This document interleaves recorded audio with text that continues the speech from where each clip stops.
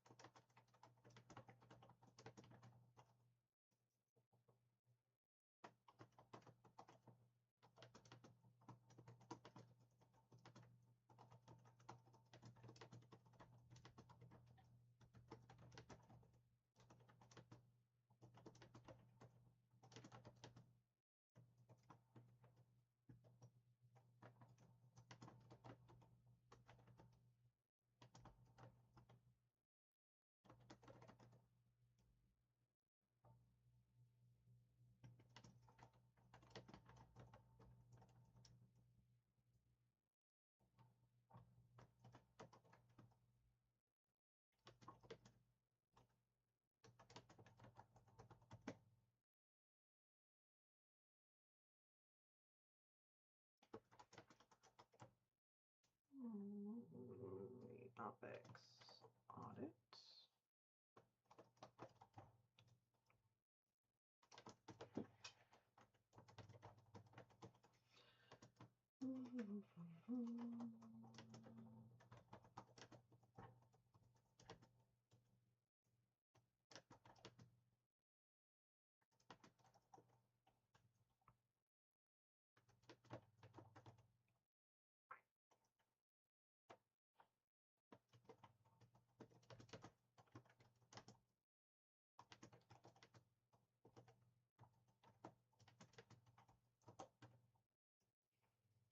Happening.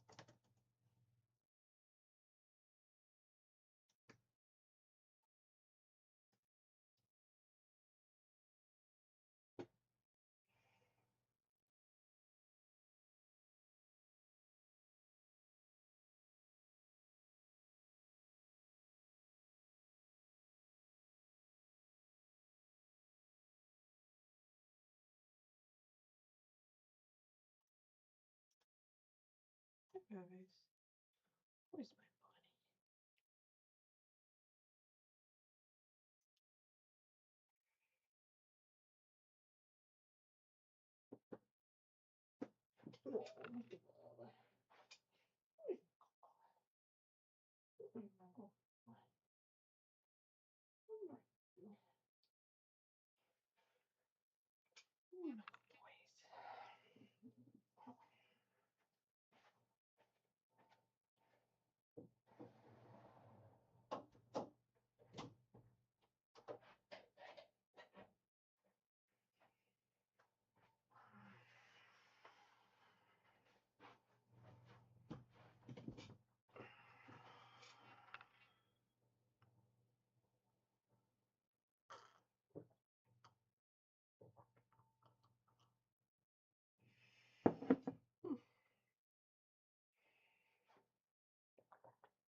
All right, here.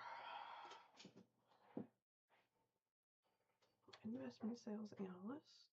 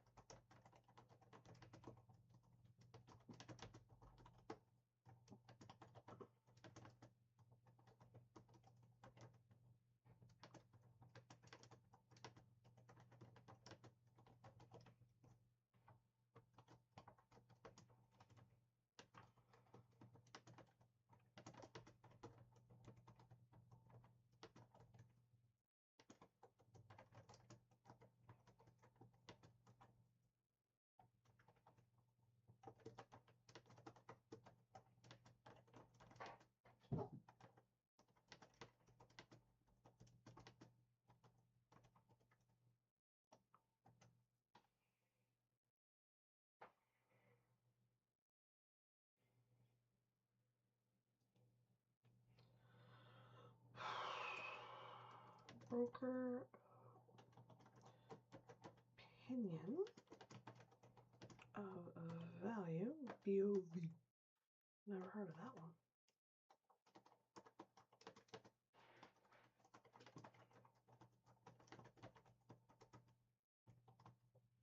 Oops.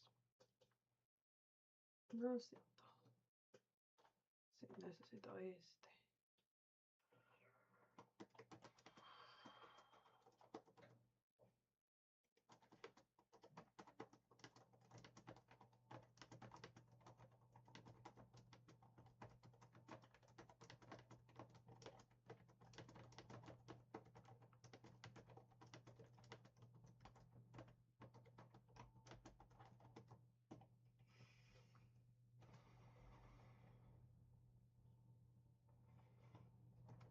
The investor database.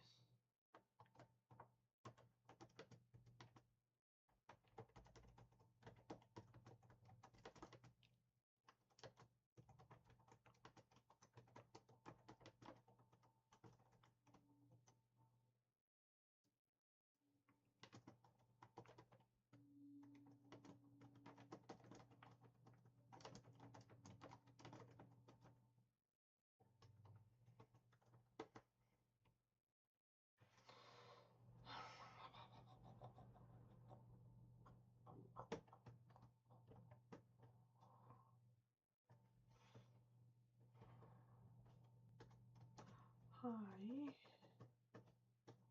net worth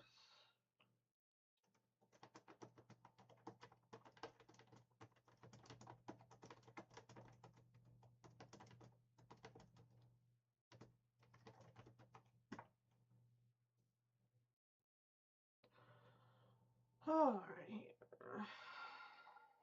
The debt sizing tool.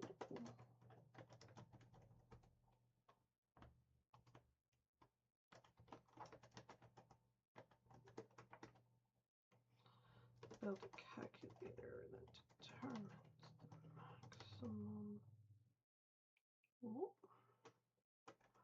loan the bank will give based on DSCR. I knew I had that wrong. Debt service coverage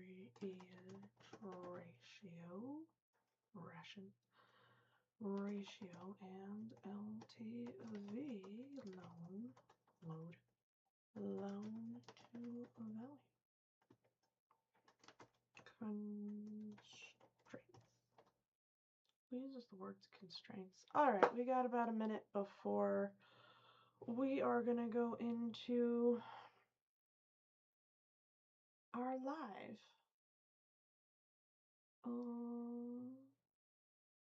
Where did they? Oh, you fucker.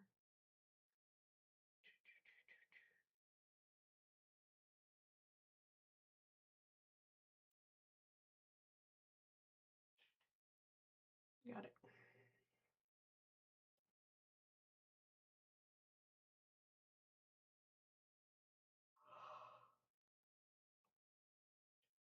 Oh.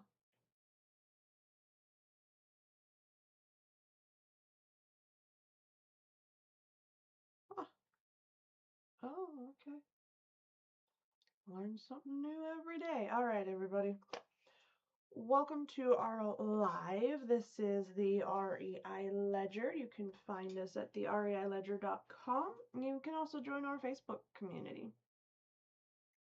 For those of you who don't know me, I am Sitaiga, CEO of the REI Ledger and author of the book Your Money Sign.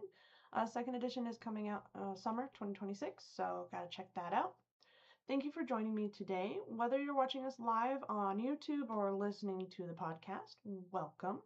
I host these lives every weekday morning starting at 7:30 a.m. Eastern Standard Time. I will give about a 20-minute presentation, and at the end we can do Q&A if I have anybody in the YouTube live. A lot of times the conversations are currently happening later and offline, which I'll try to start bringing in some of the questions that I was given. But if you are here, do me a favor and drop your questions early. If I can't get to a question during the live, just join me afterwards in our Facebook group. I just want to take a quick moment here before we dive in and just say that I'm sharing my perspective as a... Hold on.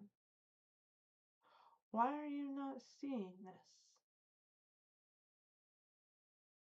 You're still just saying welcome to my live.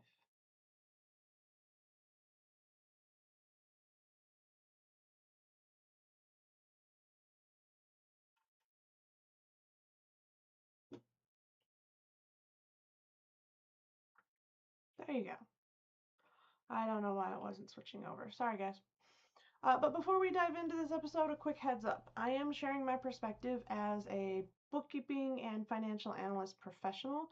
And these are for educational purposes only. What you're about to hear is not legal advice or financial advice. The strategies that we discuss are for educational and motivational purposes only. This isn't formal legal or financial advice. I know I sound like a broken record, but each little variation is needed. For any sort of advice, you'll want to consult with your specific CPA or attorney, okay? Every portfolio is unique, one of the reasons why I love real estate. So always consult with your professional tax or legal pro. We're here to talk shop and strategy, so let's get into today's episode. Who are we and why am I wearing my awesome swag? Well, we are the REI Ledger. We're a remote bookkeeping firm for real estate investors. LTR, STR, BRR, REIT. If you understood what I just said, then you're our people. Our mission is to close the gap of miscommunication within our industry. Hint, when you see equity, it is not what your bookkeeper means. We work exclusively with QuickBooks Online. They do not sponsor today's video. So to start off our mission today, I want to formally introduce myself. I am CEO, and that awesome woman on the screen is my co-founder and CFO, Miss Tara Rea. We are both CDL Class A professional drivers with our tanker, hazmat, and doubles. What does this mean to you? It means we know how to handle complicated cluster messes. It also means that we understand the vital importance of tracking the numbers, paperwork, and accurate calculations. We both love trucking, but after a work accident left me unable to truck, we launched a business combining our two passions, numbers and real estate investing. Thus, the Real Estate Ledger was born on October 31st, 2025. Let me find... There we go. We're just going to go to that one. Actually, you know what? We're going to go to that one. There we go. I have done the... Huh. Why does it keep tilting like that? It's supposed to... tighten it or what? Because it holds on this way and then it just kind of falls that way. Maybe I'm just supposed to do this. I don't know. Anyway, tilt the glasses down is what everyone tells me. Tilt the glasses down. I had a comment,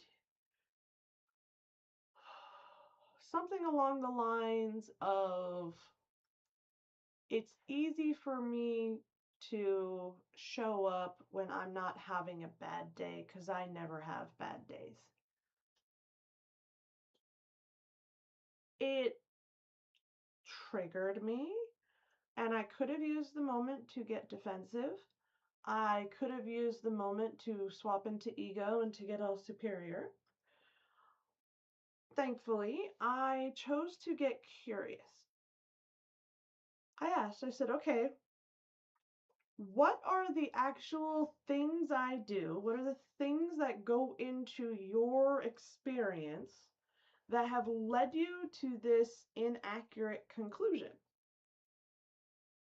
And things that came up were, I'm always early for meetings, so I must not be stressed for time. I'm always learning, and I must just be a natural learner. Those are the two main ones that stuck out. And it is amazing to me how so many people confuse input for output. What do I mean by that?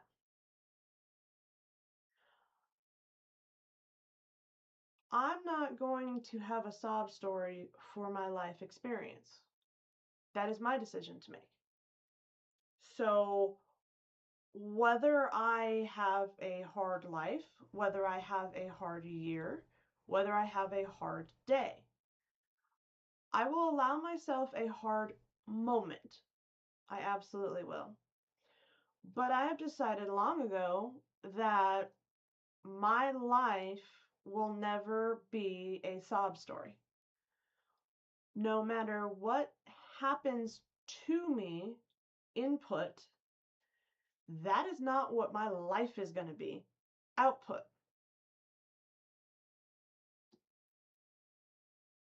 Mornings. Perfect example. I'm in pain. There's no other way around it. My disc has failed. I have a herniated disc pushing on nerves 24/7. And if I move too quickly or I move in the wrong direction, shooting pain down the leg and up the spine. My foot that got ran over still likes to randomly seize up and scream at me, as I call it. Pain, lots of pain.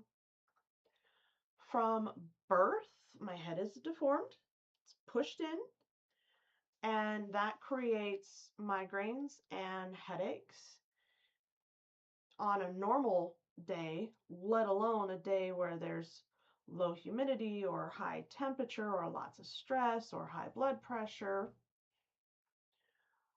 Because I have not been able to move properly in a couple of years now, I am overweight, which is harder on my ability to move. It's harder on my joints. And that is the baseline of where I start. I mean, that's before even considering anything else in the day. Did I get enough sleep? Do I feel hydrated? Am I hungry? Where is my cycle at? And that's before you add in all the people I have to deal with, whether it's personal or professional. And that's before you add in all of the in my own head stuff, my self esteem, my feelings, my goals, my concerns. And that is before you add in learning new skills. When you learn a new skill, it's not fun. You feel like an idiot and you get frustrated because you don't know the answer. Your brain doesn't know where to go. And depending on how your particular nervous system is wired, you'll go into fight, flight, fawn, or freeze. And with all of that said, that's all the input. That is all the input. You are the filter. What is your output? This morning, right now, I could be laying in bed, allowing those thoughts of misery and pain and self-doubt flood me. I could be choosing so many different outputs. And it has always confused me that so many people don't work on the filter. So many people say, oh, the input was negative, so I'm going to be negative back, or I'm going to be defensive back. So many people don't filter. I filter. I do my best to teach other people how to filter. When you are a real estate agent, you sell people ideas of houses. That is different than when you are a real estate investor. When you are a real estate investor, you are qualifying. You're not selling. You're qualifying. So I think if you already have that real estate investor mindset, you're going to understand the concept that I'm trying to get across a little bit better than most people, because you already do it. You already do it for a property. You could look at a property and on the outside it looks super pretty, right? The input is, wow, this is so pretty. And then you start looking into it and maybe you discover that it has extreme foundational issues. It doesn't just have a second position loan, it has a third and a fourth position loan that would be assumable to you if you took it over. And that's why these people are trying to get rid of it in a hurry. And that's why these people are super nice to you and oh, so complimenting of you, because they're hoping that you will not filter out what's going on. The opposite can be true as well, especially for my fix and flippers and my wholesalers. You know this for a fact. There's entire industries on it. A house might look bad. The input is, oh, this is bad. There's overgrown weeds. Maybe a few windows are broken out or just boarded up. And you start looking into it and you realize that behind the boarded window is actually year-old windows. They're great windows. They're up to code. And there is nothing structurally wrong with this property. And the owner actually has 80% equity, but they went through a bad time, or maybe they had a bad gambling problem. And instead of digging themselves in deeper by trying to pull out the equity, they're just trying to get out of town with some cash in their hands. That would be a heck of a cool deal. That would be a great output. So today, as you have different inputs coming in, please remember that you are the filter and you choose what your output is going to be. I choose to wake up early before the sun is up every morning. Nobody is asking me to do this. Nobody is forcing me to do this. It is a choice. And whether the input is I was able to go to bed at a good time and get a great sleep, or I was woken up 5 different times and I'm just dragging. The output is that I am here. I am learning new softwares every single day for 2 years now. I make it a point to learn at minimum, one new thing.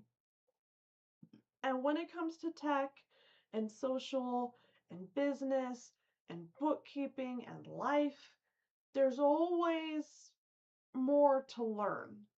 I will never, ever, ever know everything, ever. So I could use that input. I'm learning every day, but I will never catch up to the goal. I could use that input to have an output of low self-esteem or an output of depression. But I choose the same input.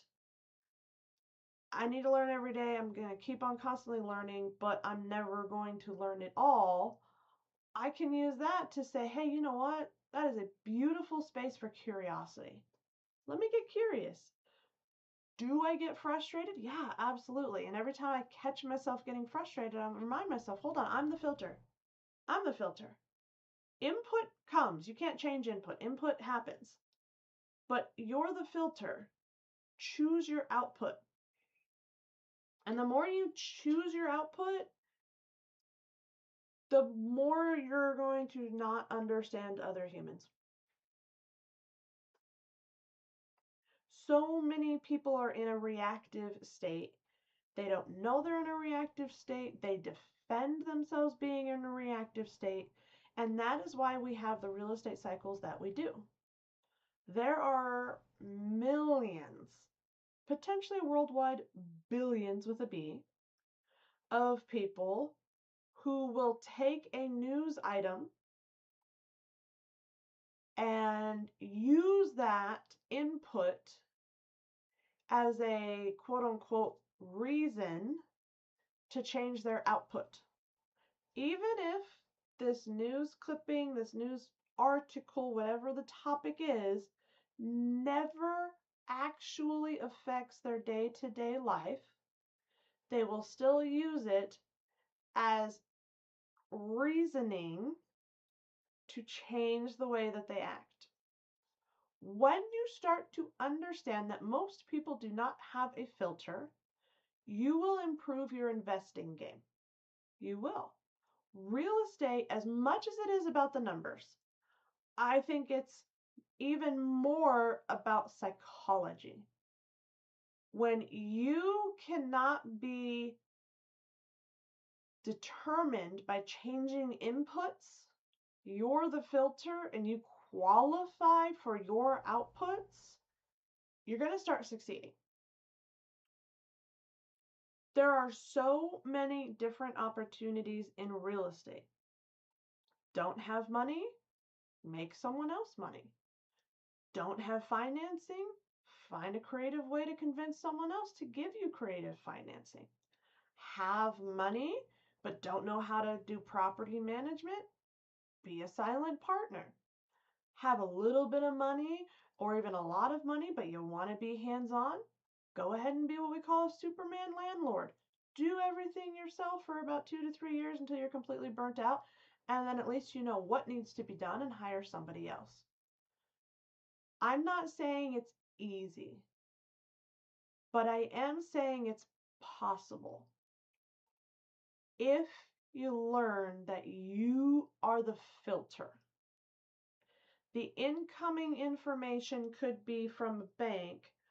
We're not going to finance your deal, even though you may already have a track record of good deals. We're not going to finance this deal. You can choose that input to say, oh, the world is against me and I'm such a victim and I'm going to hate on people. You could do that. That's what a lot of people do. Or you can use the filter to say, okay, if I were to get approved for the loan, what would need to change? And let them tell you and say, okay, and either go out and do that if it's possible, whatever they're needing, maybe a cleaner, DCRM or LTV.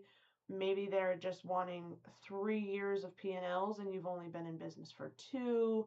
See what it is, get curious, and then potentially have them write it down. I always suggest, this is not legal advice, this is just an opinion, but I always suggest if you have a bank or a loaning person, hard money lender, private money, whatever, seller financing, if they make you a verbal offer, ask them to write it down so you have something to reference. Now what you can do is, let's say bank A won't go to you for it, but you have them write it down. If they were to approve you, this is what you would need.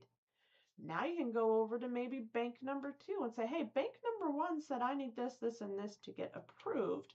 What do you guys need?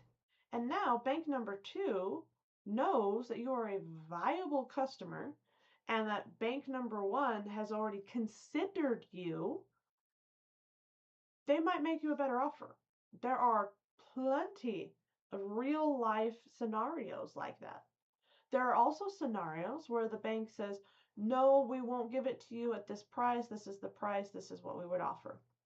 And you go to the seller and you say, look, seller, this is what the bank told me. I can try to go with the bank and give you an offer that's $60,000 below what you want. Or perhaps I could give you the price point that you want. If it's really important to you that you get this price point, here is what I would need to structure the deal. Let's put your house into, for example, a title company. so that I can take over the loan without triggering an assumable clause. Let's make it to where I give you the down payment of X that you need right now for your current life situation. And then we agree that for the next blank months, I will make you a payment of this amount. And at the end of those months, I will pay off the finished balance, aka balloon payment. And you might have the seller go, yeah, I'm getting this, I'm getting an extra $60,000 and I'm getting what I need in the moment right now. I'm winning. Yeah, let's do this. That is the kind of success you can have when you identify that you are the filter. Any feedback, any input, you can't control, but you can filter. You can choose that input as a way to say, this deal is terrible, I'm not going to do it, or to say, okay, this deal won't work out this way. Is there another way I can do it? I'm just trying to explain that every morning, every moment, you have the ability to become aware that you are the filter, not the input.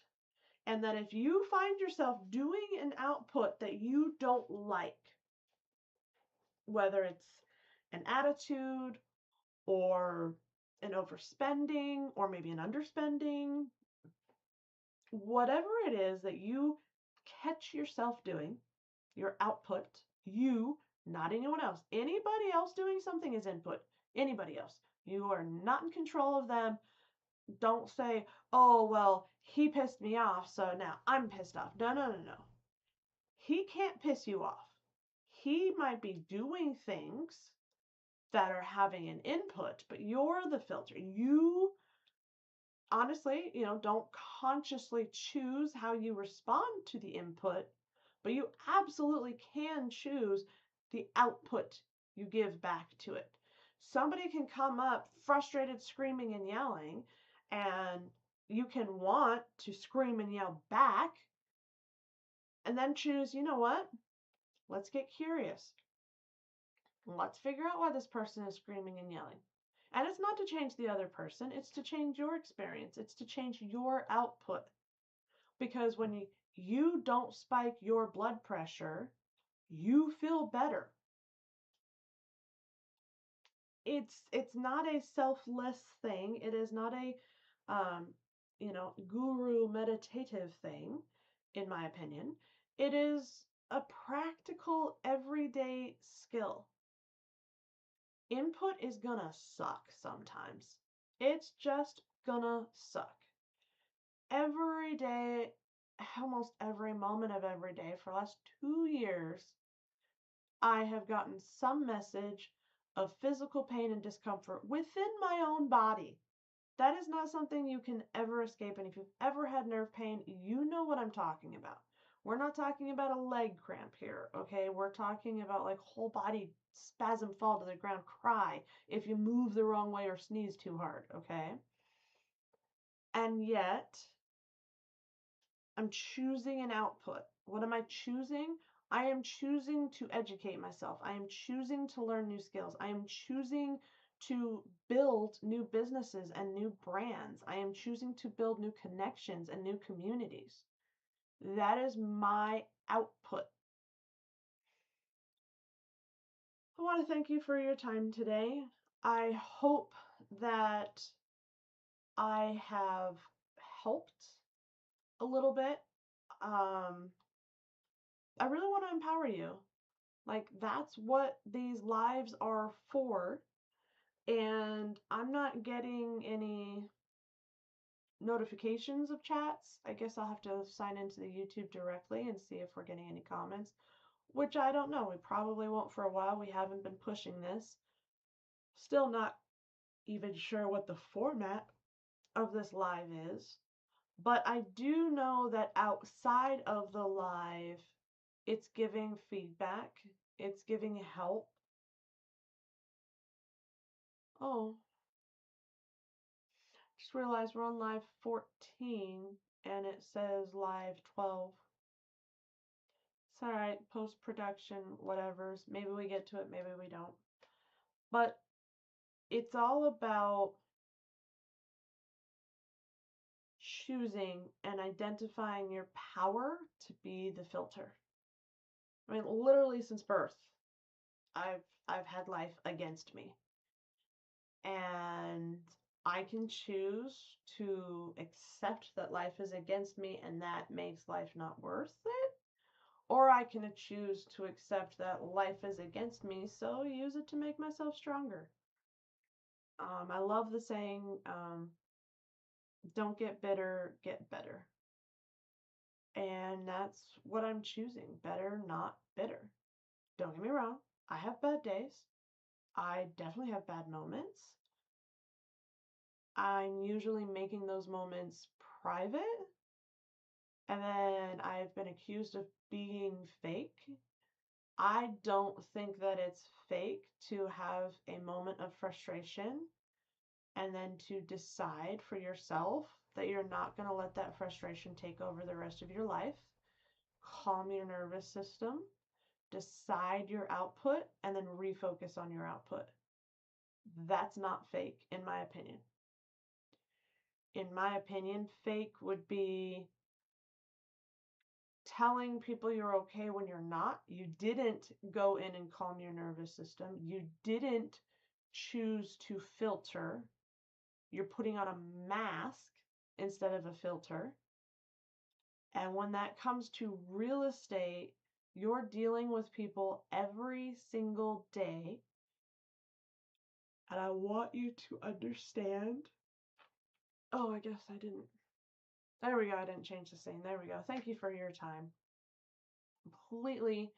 See, I'm talking and then I had an invasive thought and it just kind of overrode the loop and I just did it and now I forgot what my old thought was.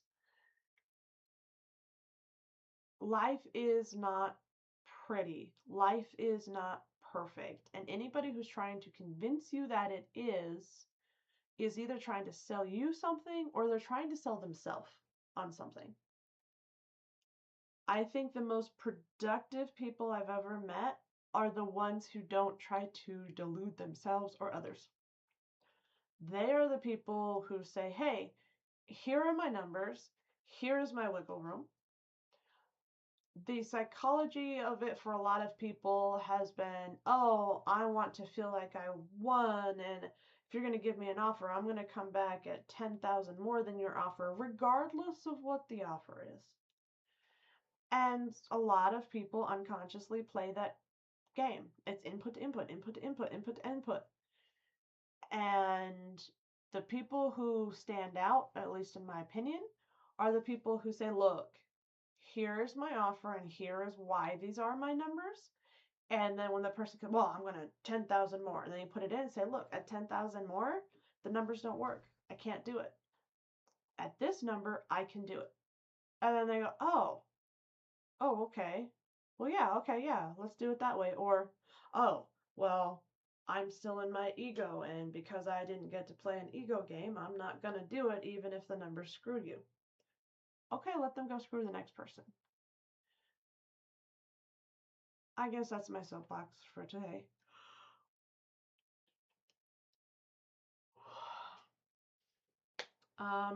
Please like and subscribe at the REI Ledger, where you're at right now, whatever you're watching it on.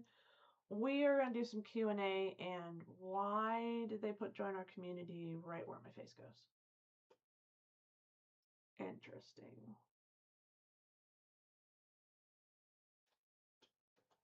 I'm going to change that right now because that bothers me. There we go. There we go. Okay, Q&A. I wrote some of these down here. Okay. What I was asked, what are my favorite places to hang out to find a good deal? And I think what their meaning is social media or in person or anything like that. Well, I like to hang out in the numbers to find a good deal. And I know people aren't going to be happy with that, but it's true. Whether we meet in person, whether I see it online, whether I hear about it through social media, whether it's just two people talking at the gym, I look at the numbers. I immediately start asking, well, what are the numbers for this? What are the numbers for that? And it is amazing to me how many people create an opinion on something without even knowing the numbers. Oh, it's a great deal. Oh, okay, well, what are the numbers? What are the taxes? What is the PITI? Oh. Well, but it could be good because my grandpa lived there 50 years ago and I liked going to his farm. What? Like, how does that mean anything to the marketplace? So, what's my favorite place to hang out? In the numbers. In the numbers, in the numbers. Back of the napkin numbers, as they like to call it. You can very quickly filter out if a deal is worth deep diving. I made the interactive PDF for a fix and flip based on this concept. I have another interactive PDF for single family home long-term rental. Different things that you should just off the top of your head quickly ask, because it's either a good deal or it's not. And I believe that as a real estate investor, your most valuable time, your most valuable investment is making sure that you run the numbers, that you qualify as quickly as possible so you know what's worth your time and what's not.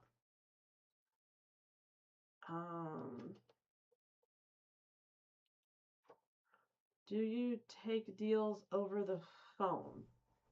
I'm a real estate agent and it keeps driving me crazy. Oh, okay. How to unpack all that?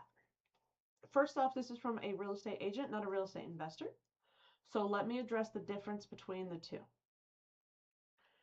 As a real estate investor, you are wanting to dig down to the actual numbers, the actual debt, the actual seller motivation, and the actual house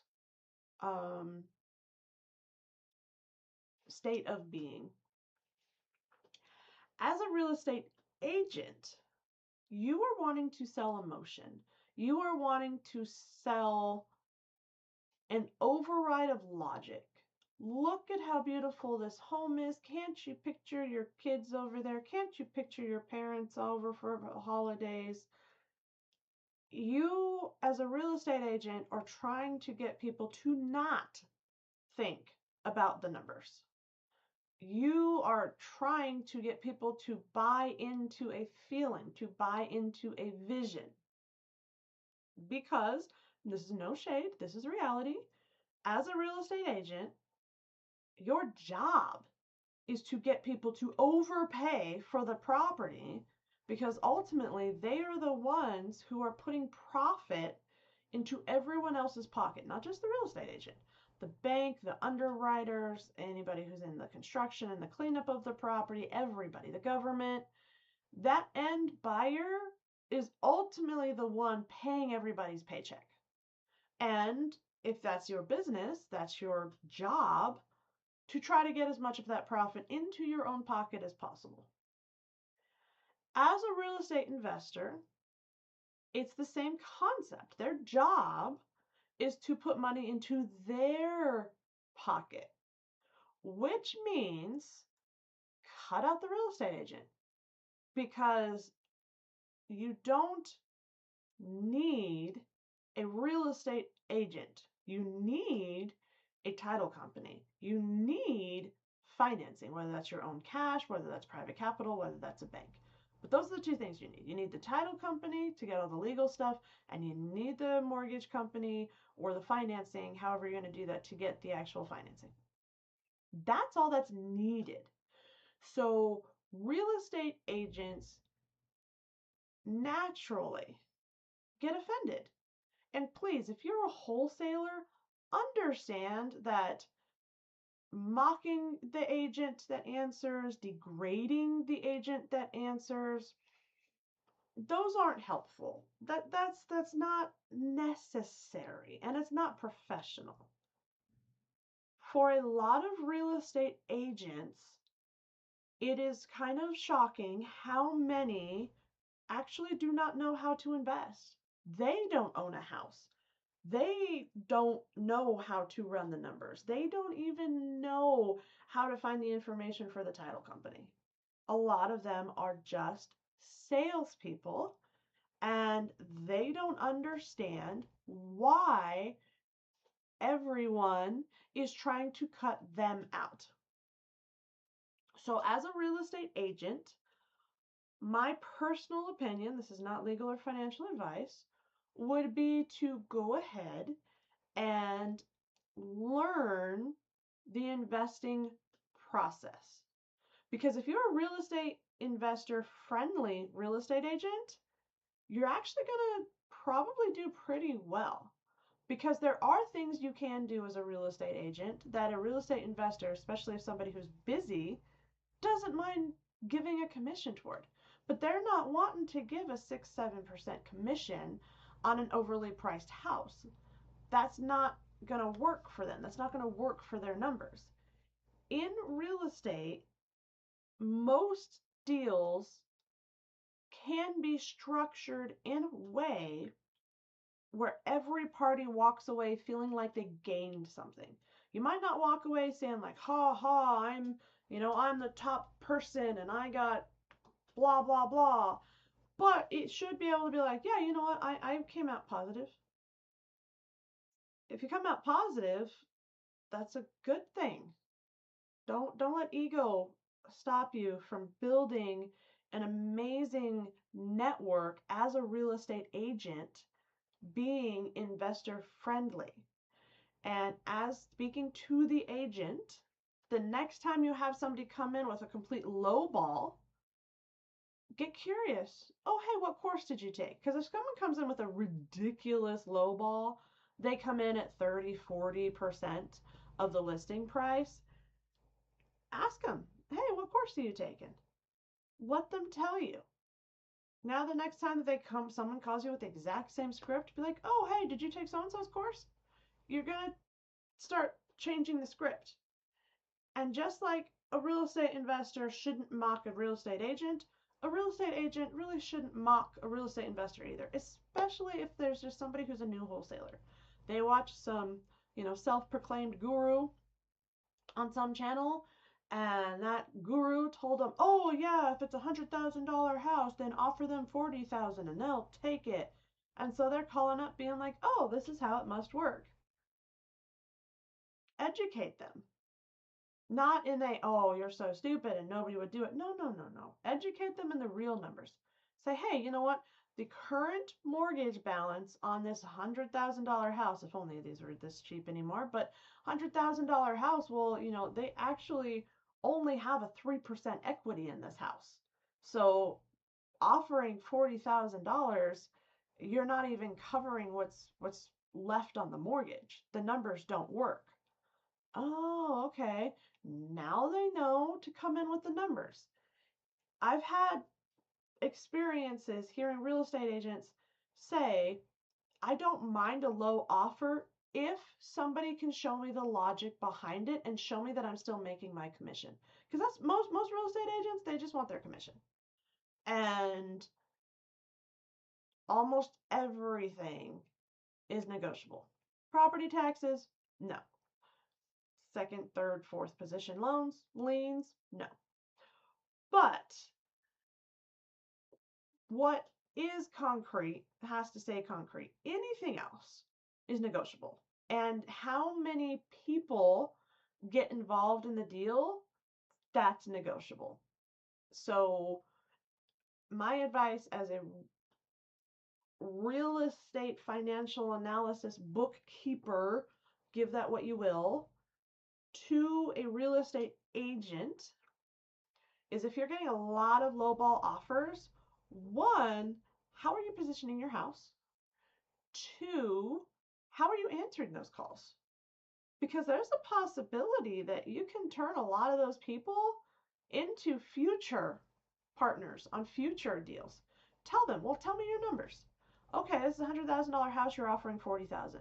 So are you genuinely trying to only offer 40% of a house's value?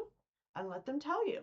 Yes, or well, no, I just know that, there's a lot of mm, insert polite word here, advice out there that, if you only offer, your asking price and they're going to come here, meeting in the middle might only get you an extra $1,000. But if you low ball it, then meeting in the middle could get you $10,000.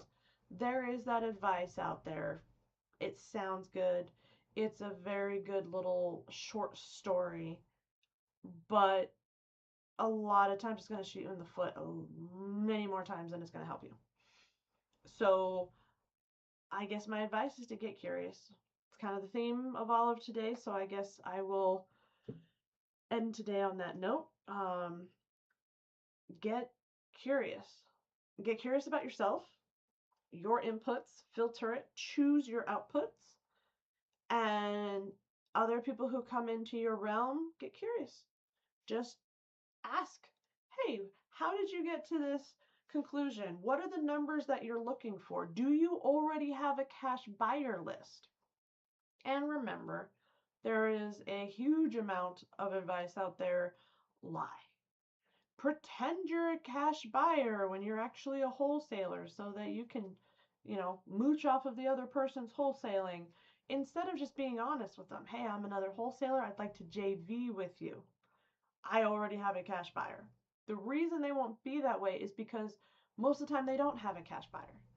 There are far too many stories out there, especially of newbie wholesalers who did not verify proof of fund letters before trying to get contracts and that kind of stuff. Another reason why, me personally, I'm a proponent, if you're going to go the wholesale route, build your buyer list first. Know you're dealing with actual buyers who have actual ability to get financing. Because by the time you find a good deal, then you're running around for a buyer. But if you find a good buyer, now you know what to look for. You've got a good deal, you can close it quicker. That's just my personal opinion.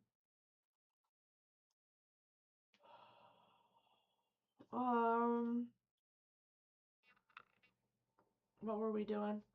Oh, 5:30 to 6:30. Okay, so they said I have more time for one more. A little commentation here. Let's see if I can answer another one.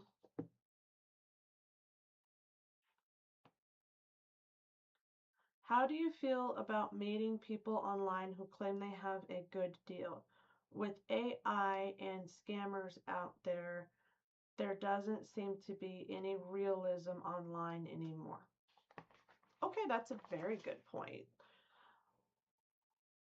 There is a lot of AI out there. It's kind of like with being a salesperson. You can be a good salesperson, you can be a scammy salesperson. That's just how it goes. With AI, people can use AI to give me a list of the top 5 selling zip codes in Dallas, Texas. That's very hot right now. That's the sort of use of AI. Write me a offer letter for 1234 Main Street for 120,000 with the ability to assign it to someone else. That's something that's very popular right now. What some people fear, I have not seen it yet. I have not seen cases of it yet, but I have heard the fear of it be is that if you have, 1,000 a month to drop right now in 2026, you could be having an actual Zoom call. In your mind, you're talking to a person, but you're not. You're actually talking to an AI. That human may not actually exist. It is just a compilation of different things. I think these sorts of things are sparked by genuine real life hacker issues. There was, I think it was early 2020 into 2022, there were stories out there about how high ranking people in these big corporations were fooled. One, I think, was a voice call. They thought they were actually talking to like their chief financial officer, and they transferred millions thinking that's what they were supposed to do. And it turned out that it was a scam, it was a fraud. There was another one where it was a video call, though I don't think that was a Zoom call. I think it was a phone to phone call. Um, but it was a video, and they thought it was the president or CFO, somebody high up in the company that they had met at corporate events. So they felt like they knew who this person was, and they were tricked into moving millions of dollars into a fund. The only advice I can give, I remember I've studied cybersecurity, but I have no mastery of the subject or of AI. My best advice as a bookkeeper is, if it's going to affect your books, stick to what's healthy for the business. If you have a communication that would ask you to take an action that would not help your business, oh, please transfer title to XYZ right now, how's that going to help your business? And if it's not going to help your business, it's going to affect your books, money or assets like title are going to exchange hands. If it's going to affect the books in a negative way, you need to set the boundary that you're not going to do it. Whether it's a scam or not, you're not going to do it. So I think that's the best way. And also, I call it real life two-factor authentication. You know how you try to log into your bank or something and you have to do a password, but then you also have to answer a text message to a phone?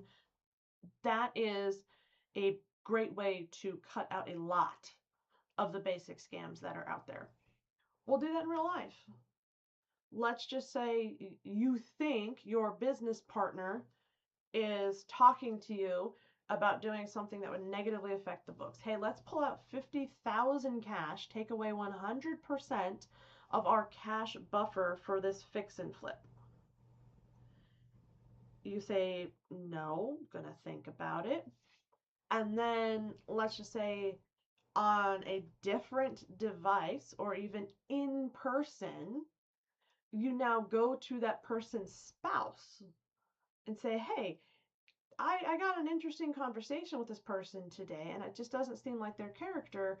They asked me to take $50,000, which is all of our cash, out. Have they talked to you about it?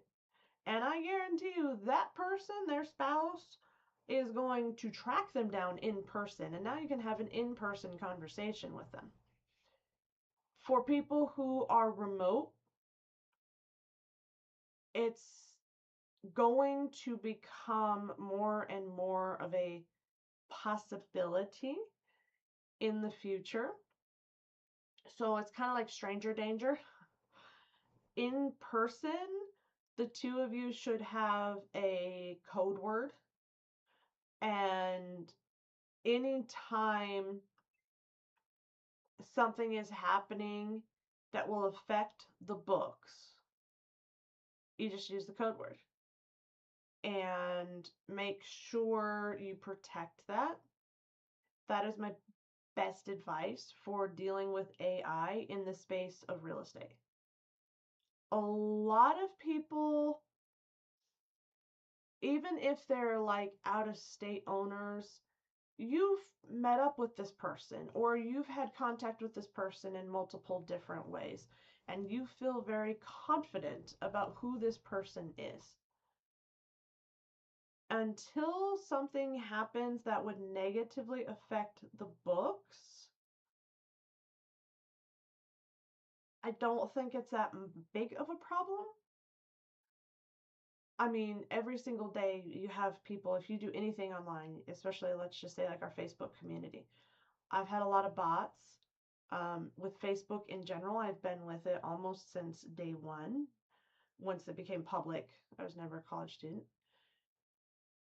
There were a phase before AI where you would get a ton of people who would use a picture, and I actually had somebody who used a picture of somebody I knew with a different name and was trying to convince me that they needed financial help.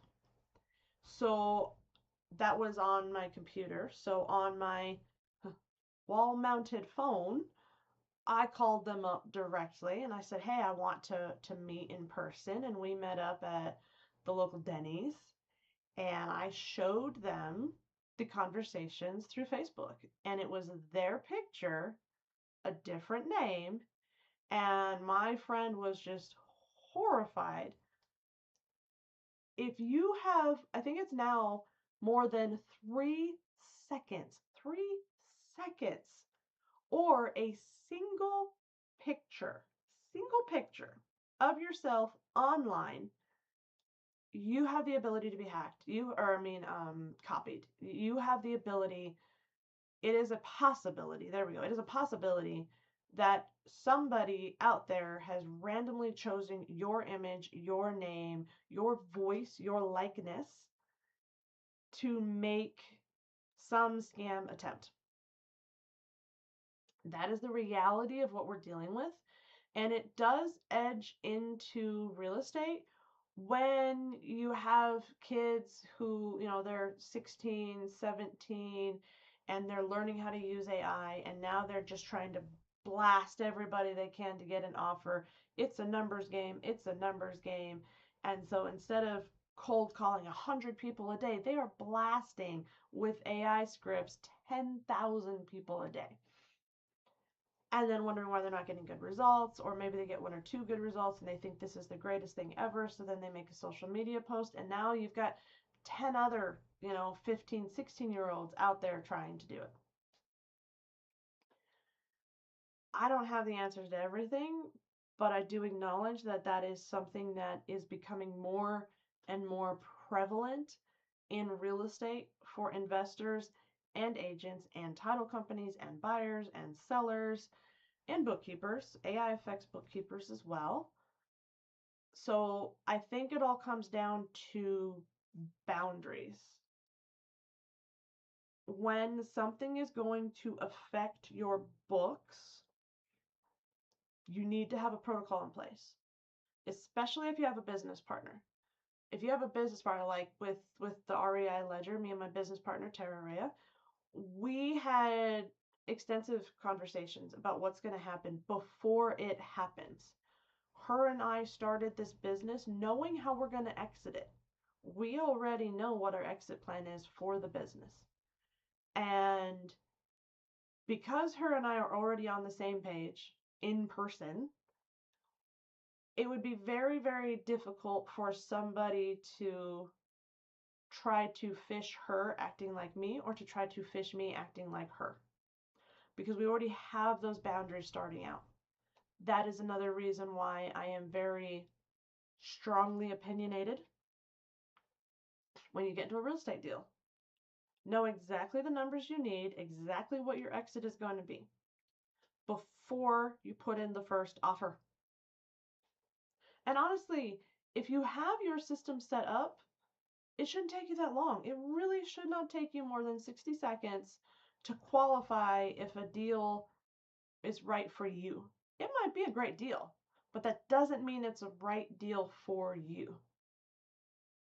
And I think I will leave it on that. Oh, we've got 7 more. Okay, I can do 1 more question.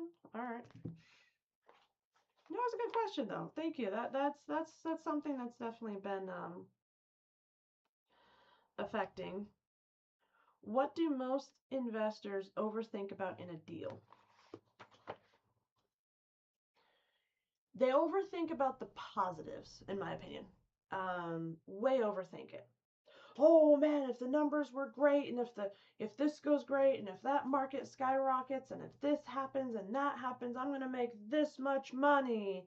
And then they make this much money, even though their floor was down here. So even though they've gained this much, in their mind they've lost this much, and so, oh, it's a terrible deal. There are people who have walked away from profitable deals. And I'm not talking like $100 or $200 profitable deals, which those are still good deals. I'm talking about, tens of thousands of dollars worth of profit, but it wasn't the $1 million they imagined. And they just bitch and moan until they see the portfolio fall away or the deal get snagged by somebody else. Most investors overthink the positive. In my experience, pessimistic investors have the best books because they always say, this could go wrong, this could go wrong, this could go wrong. Here's my safety net for when those go wrong. That's the pessimist, is when it goes wrong. The person who overthinks on the positive is going to say, no, that's fine. No, that's fine. No, that's fine. We're not going to consider it. We'll take care of it when it comes. We'll take care of it when it comes. That, what's the saying? Failing to plan is planning to fail. Oh, I'm not going to look at the roof. We'll just handle that when it comes. 3 days in, after they cannot back out anymore, boom, need a new roof. Oh my gosh, I'm not going to make any profit on this. Yeah, we tried warning you. We tried. Like, that's all I can do is try. So this is my attempt to try with you. I don't think you need to be optimist or pessimist. I call it realism. If something can go wrong, you need to put it in your contingency plan. That is my opinion, and I don't think it should be overthought. I think it should be very simple and very quick for you. When you go into a deal only looking at the biggest possible high numbers you can get, it might feel good, but it doesn't do good for you. When you go in knowing this is the worst case scenario and I'll still be okay, then anything over worst case scenario is a win. It is a fantastic feeling. I am not saying to go extreme. If your repairs realistically are going to be 12%, don't put in a number like 31%. Pessimism is just saying something that could happen will happen. And overthinking to either of the extremes is ridiculous. Because what I have found is when people know the parameters, they don't overthink it. That is the 60-second analysis. Hey, repairs in this neighborhood are typically going to cost you about 14%. So we're just going to say 14%. Okay, so now the taxes are probably going to come out to about 11%. So we're just going to say 11%. Do you see how quickly they get through it? There's no overthinking it. Oh, if this big company comes and brings in all of these jobs, then the neighborhood's going to go up in 12 months and we can hold it for a year and a day and do a 1031 exchange and I can walk away with $2 million. That's overthinking in the positive. So what have I noticed people overthinking about? The positives. The real estate agent that's like, oh, I'm going to get this one person and this person gave a high bid, so I'm going to get this giant 7% commission. Woohoo! Darling, I hate to break it to you, but if you're in this business long enough, you're going to realize there are people who genuinely get hired to go into open houses to hype up a real estate investor to hype up sellers so that they won't sell a property until it's been on the market long enough, until the seller gets frustrated enough to hire their real estate agent, and then the investor swoops in to try to get the deal. I'm sorry, it happens. So don't overthink any part of the deal. Process it, qualify it, and either move forward or move on. That is my opinion. All right, peoples, that is our time. I've stretched it as much as I can. Once again, if you have any questions, put in the comments at this point when it goes to a replay, and find us over in the Facebook community. If you have a topic that you would like me to talk about in future episodes, please let me know. If you have opinion on what I've said, please let me know. We will catch you tomorrow. I think the hotkeys